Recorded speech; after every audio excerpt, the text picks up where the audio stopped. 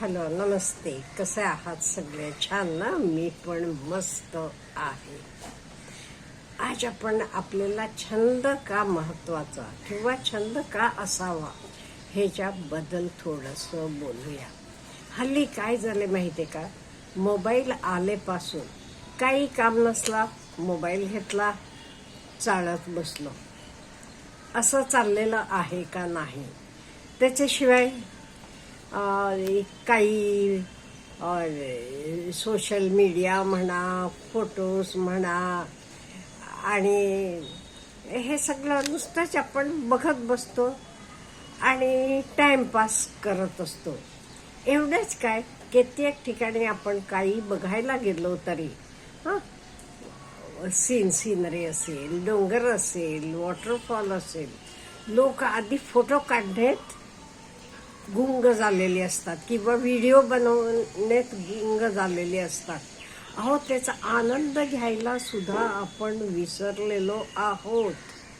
हल्ली आपल्याला येते कधी क्लिक केला आणि सोशल मीडियावर टाकलं आणि सगळ्यांना कळायला पाहिजे ना, मी अमुक केला, अमुक तिथे जाऊन आलो म्हणून. ह्याच्याकडे लोकांचा ओढा जास्त झालेला आहे. मला ह्यातनं कसा आनंद मिळेल, मी कसं मस्त खुशीत राहीन, हे आपण विसरलेलो आहोत. आणि AI आल्यामुळे तरी काय झालं माहिती आहे का? थिंकिंग आपलं खूप कमी झालेलं आहे. अहो, पूर्वी का नाही किती सगळे फोन नंबर्स वगैरे पाठ असायचे. आता आपल्याला कोणाचा तरी फोन नंबर पाठ आहे का? हो, नाही का? आपल्याला माहित आहे, मोबाईलवर आपण सेव्ह करून ठेवले, ते नावावर मी क्लिक केला की लगेच लागतो. गरज नाहीये, गरज नाही म्हणून हे झालेलं आहे. आपण कुठल्याही गोष्टीचा वापर केला नाही ते काय होते. आता सपोज कोणालाही फ्रॅक्चर झालेला आहे, हात बांधून ठेवलेला आहे, मग महिने 2 महिन्यानं आता काढल्या वेळेला काय होते, एकदम आपल्याला तो हात हलवता सुद्धा येत नाही का? सवय झालेली असते, आपण त्या हाताचा उपयोग केलेला नसतो. त्यामुळे इन द सेम वे आपला ब्रेन, आपला डोकं सुद्धा ह्या सगळ्या गोष्टींमुळे असा ब्रेन पॉवर काय म्हणेन मी, अशी वाढत नाही किंवा चालू नाही किंवा ती बंद पडलेली आहे.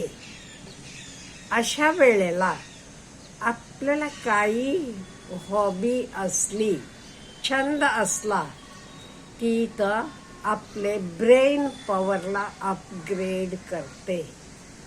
अपग्रेड म्हणजे काय? हे बघा, आपल्याला फ्री टाइम कितीतरी असतो. आपण हल्ली काय करतो, मी म्हटल्यासारखं मोबाईल घेतो आणि मोबाईल चालत बसतो. त्याच्याऐवजी आपण जरा वाचन करा.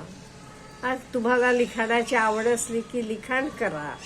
कुठल्याही एका छंदात आपलं मन घातलं का नाही, आपलं ब्रेन पॉवर ॲक्टिवेट होते.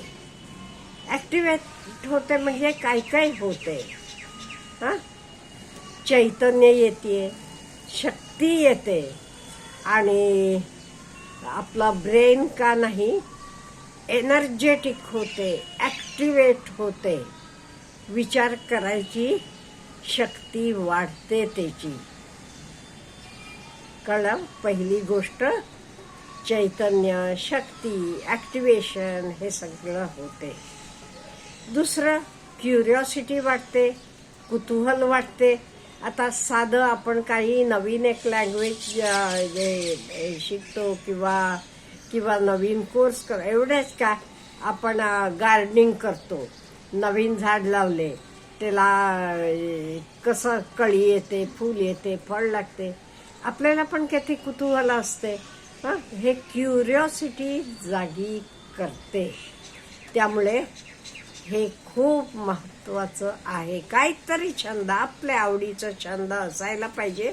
नुसता मोबाईल. काही लोक म्हणतात मोबाईल बघायचा माझा छंद आहे, टीव्ही बघायचा हा छंद होत नाही. छंद म्हणजे काहीतरी क्रिएशन असते तिथे, तुमचे मनाला ऍक्टिवेट करणं असते. आपण हे काही बघताना मनाला काही ऍक्टिवेट करत नाही, नुसतं माकडागत बघत ऐकत बसतो एवढंच. आणि आपण हे काही केलं नाही, स्वतःचे ब्रेनला ऍक्टिवेट केलं नाही, त्याला काही अपग्रेड केलं नाही, क्युरिओसिटी जागी केली नाही, ते काय होते, डिप्रेशनमध्ये आपण जाऊ शकतो. त्यामुळे हे डिप्रेशनमधनं बाहेर पडायला सुद्धा हॉबी अतिशय महत्वाची आहे. मला वाटते कालच प्रियंका ताईंचा एक कॉमेंट आलेली आहे, तुम्ही पण वाचा हवी, ते खूप मोठी कॉमेंट आहे. त्या म्हणतात मला काही करायला नकोसं वाटते, कशातच इंटरेस्ट नाहीसं वाटते, काय करू.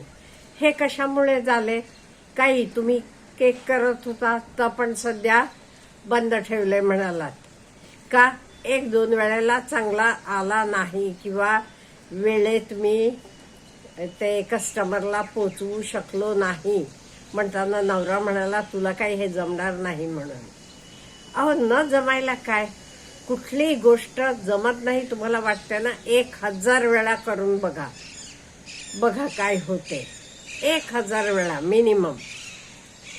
त्यामुळे असं नाही, सोडून नाही चालणार. जरा पटपट आवरायचं, लवकर उठायचं, काहीतरी मार्ग त्यातनं निघायला पाहिजे. आणि आपल्याला हॉबी असली तरच आपण ऍक्टिव्ह राहतो, आपल्याला काही नको असं वाटत नाही, डिप्रेशन मधनं आपण बाहेर येऊ शकतो. त्यामुळे प्रियंका ताई तुम्हाला स्पेशली सांगते मी, आपलं मन कशात तरी गुंतवून ठेवा, बिझी ठेवा, हॉबी ठेवा. तुम्हाला केक करायला, कुकिंग करायला आवडते ना, तुम्ही चॅनल पण उघडले पण मी काही ते अजूनही पोस्ट करत नाही म्हणता, पोस्ट करायला लागा.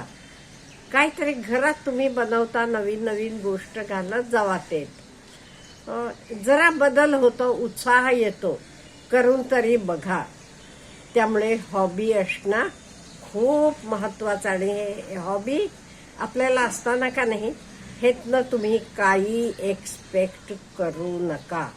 म्हणजे मी हे हॉबी करते, मला लगेच पैसे मिळायला पाहिजे, अमुक मिळायला पाहिजे, किंवा लोकांनी छान म्हणायला पाहिजे, लोकांकडनं व्हॅलिडेशन नाही. तुम्हाला समाधान वाटते ना, तुमचा वेळ छान जातो ना, करत जावा. दुसऱ्यानं मला छान म्हणावं बिलकुल एक्सपेक्ट करू नका. आणि कंपेअर करू नका दुसरे बरोबर, त्याचं बघा केवढं छान चाललंय माझं, नाही, नेव्हर कम्पेअर युअरसेल्फ. तुमचं पण सुधारणार आहे. मी म्हटलं ना, कुठल्याही गोष्टीला एफर्ट्स महत्वाचे आहे. नुसतं बसून होते म्हटलं की होत नाही. 1000 वेळेला करा, का जमत नाही बघा. त्यामुळे मला काही येत नाही, मला काही जमत नाही असं बिलकुल म्हणायचं नाही. प्रयत्न करत जायचं, परत परत करायचं, तर आपल्याला जमते.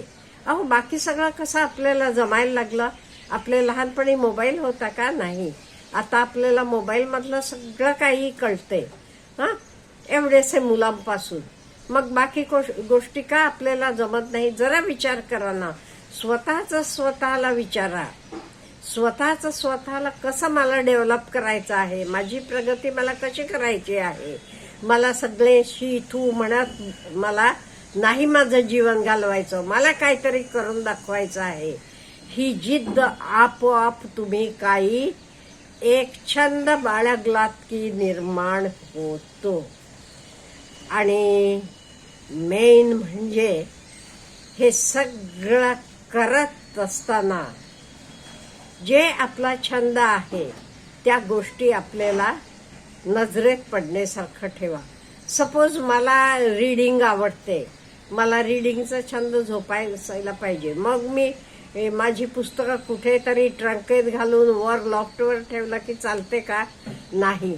मला इझिली दिसतील तसं टेबलावर म्हणा असं व्यवस्थित ठेवायला पाहिजे.